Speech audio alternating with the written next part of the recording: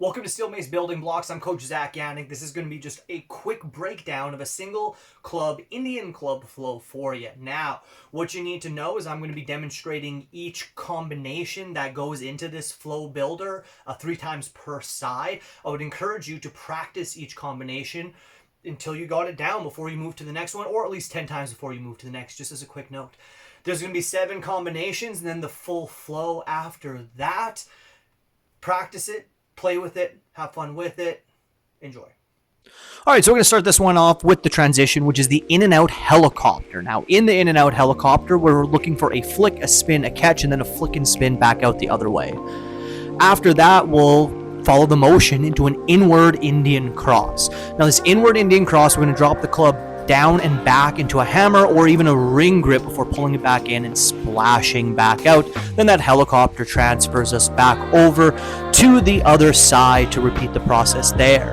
Of course, that Indian cross coming right off the top of the helicopter. From there, we'll have our inward Indian cross into a low elbow circle, also going inward, of course, before helicoptering to the other side. Inward Indian cross, low elbow, helicopter back home, back and forth, smooth and controlled for combo number 3. Now with that low elbow circle, let's try and keep that elbow pinned to the ribs. And remember, we're following momentum, so this is an inward low elbow circle here as well. Moving into combination 4 now, we're going to have that Indian cross to a low elbow circle to a high elbow circle. Now, in that high elbow circle, we're going to be trying to keep our upper arm in a T shape, so it's very important to try and play with the palm angles to make that as accessible as possible to you. Another thing to note is it feels a little weird to throw the helicopter in that position, at least it did for me, so remember to stay smooth, stay strong, stay controlled, don't rush yourself, own your pace, and keep your control. After combo 4, we'll move to 5, which is that inward Indian cross to low elbow to high elbow, and then following momentum takes us to an inward heart shape. From there, we splash it back up to T before we helicopter back across the other side.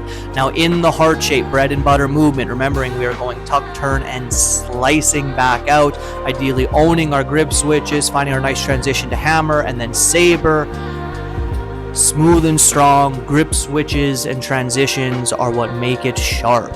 So far, we've been owning mostly a saber grip with, of course, that deep hammer grip or ring grip in the Indian cross. Actually, we've been doing a fair bit of grip switching when you consider the in and out helicopter. So scratch I said that, and remember, own your grip switches. That's what makes this what it is. Moving into combo 6, though, we have our inward Indian cross, our low elbow, our high elbow, and then our heart, where we'll use an outward crescent moon to switch the momentum. Now, watching that outward crescent again, it's coming in the front tuck position of that heart shape.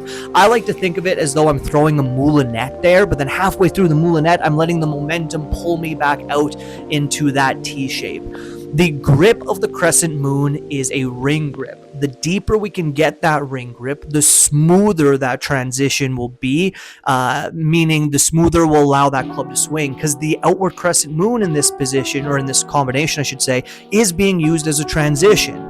We're going from an outward momentum to an inward momentum to an outward momentum. But now on to combo 7, after we fire off that crescent moon to change momentum, we're now going to rock another low elbow circle, this time going outward. Now, a key to this low elbow circle, or something that you'll notice, is I'm actually doing what's called a waxing moon here, meaning instead of keeping my elbow pinned the whole time, as soon as it gets outside my frame, I'm extending back out into my T shape. The reason I'm doing this is so that I can get back into that T shape a little bit smoother to find that helicopter. Now, that said, I just wrote it as low elbow circle so it doesn't confuse you, because it will be a true low elbow circle when we hit the full flow, which will be our next step. So let's remember, we're keeping a nice sharp saber grip there, and we're focused on the palm angles. Palm angles and grip switches are the big keys to making this flow smooth. Now with that, let's go on to our full flow. We will have our inward Indian cross to a low elbow circle, then the high elbow circle, following the momentum to heart. Then we crescent moon to change momentum, hit another low elbow, and then an outward Indian cross to helicopter back through. Soon as we hit that T, we find that helicopter again, and we're essentially going in or outward Indian cross to inward Indian cross with that helicopter in between as one way to think of it. Another way of thinking of it is we're just adding that outward Indian cross now, making it smoother, going from side to side, connecting those dots a little bit more and finding our nice full flow. So inward Indian cross, low elbow, high elbow, heart shape, crescent moon switches our direction. Then we got the low elbow and the outward Indian cross before we helicopter back home to repeat again. Smooth, strong, controlled. Again, I've demonstrated here 3 repetitions per side. I would recommend you get at least 10 repetitions per side down before you switch to the next combo, or just keep rocking it until you're comfortable with it. But that's what we got for you. Thank you very much for checking it out.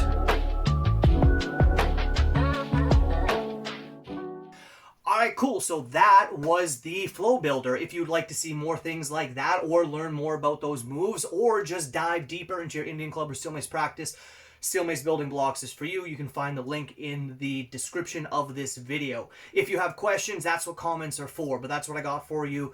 Hopefully you enjoyed it. Hopefully you enjoy the practice with it. Remember to tag me if you post it. But I'll talk to you again soon, y'all. Peace and love.